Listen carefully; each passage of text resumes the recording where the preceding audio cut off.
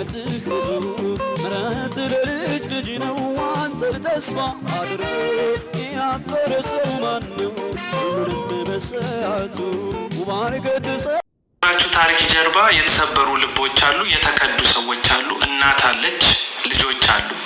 አሁን እዚህ ጋር ለኃጢአት ወግናችሁ የምትጨረጨሩ ሰዎች ስለ ድካም አይደለም ማወራው።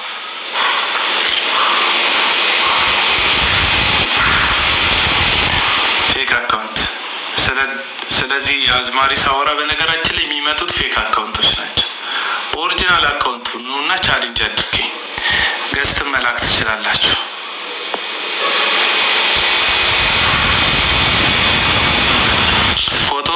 ቪዲዮ ምናምን ስም ያላችሁ ሰዎች መምጣት ትችላላችሁ። ፐርሰናል ነገር ጀምሬያለሁ። ፐርሰናል ነገር ለምን እንደጀመርኩ ነግራችኋለሁ። አንደኛ ከዝሙት በስተቀር ሚስቱን የፈታ አንድ አገልጋይ ሌላ ሚስት ካገባ ቋሚ ምንዝርና ውስጥ ነው የሚኖረው። እኔ አይደለሁም ያልኩት፣ መጽሐፍ ቅዱስ። አሁን ዝም ብሎ ፐርሰናል ምናምን ከመሰላችሁ መብታችሁ ነው። አንድ ሰው ያለ ዝሙት ምክንያት ሚስቱን ፈቶ ሌላ ሚስት ካገባ ቋሚ አመንዝራ ነው። አይደለም እግዚአብሔር መሐሪ ነው፣ እግዚአብሔር ሕግ ቀይረዋል ካላችሁ ባይብሊካል አድርጉት። ከዝሙት በስተቀር ሚስቱን የፈታ አንድ ሰው ሌላ ሴት ካገባ እኔ አይደለሁም ያልኩት፣ መጽሐፍ ቅዱስ ነው የሚለው፣ ቋሚ አመንዝራ ነው። ቪዲዮ ከፍተ የምትወጣ ከሆነ አስገባል። ቪዲዮ ማይከፍት ሰው ግን መግባት አይችልም። ማስረጃ ምንድነው? ማስረጃ የኢትዮጵያ ሙሉ ወንጌል ቤተክርስቲያን ናት። የሳር ቤት ሙሉ ወንጌል ቤተክርስቲያን ናት። ማስረጃ የተፈታችዋ ሚስት ናት። ማስረጃ በጊዜው ሽምግልና የተቀመጡ ሰዎች ናቸው። ማስረጃ ሽምግልናውን ያቋረጠው ይሄ ከኋላ ያለ ዘማሪ ነው። እግዚአብሔር ይገስ።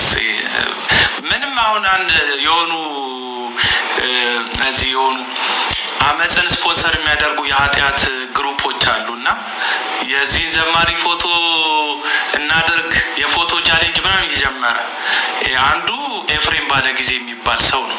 ኤፍሬም ባለጊዜም አንድ በእድሜዋ የገፋች ሴት አግብቶ እንግሊዝ ሀገር ለመቀየር በእድሜዋ የገፋች ሴት እንግሊዝ ድረስ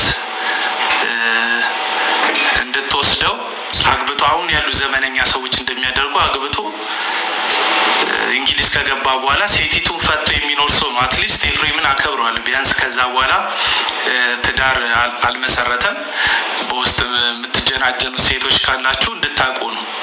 ያለ ዝሙት ምክንያት አንዲት ሴትን የፈታ ባል ማግባት ቋሚ የአመንዝራዎች አገልግሎት ውስጥ መግባት ነው። አዎ ወንጌል ነው ይሄ። ኢየሱስ ክርስቶስ ያስተማረው ሐዋርያት ያስተማሩት ትምህርት ነው። ከዝሙት በቀር አንዲት ሴትን ያለ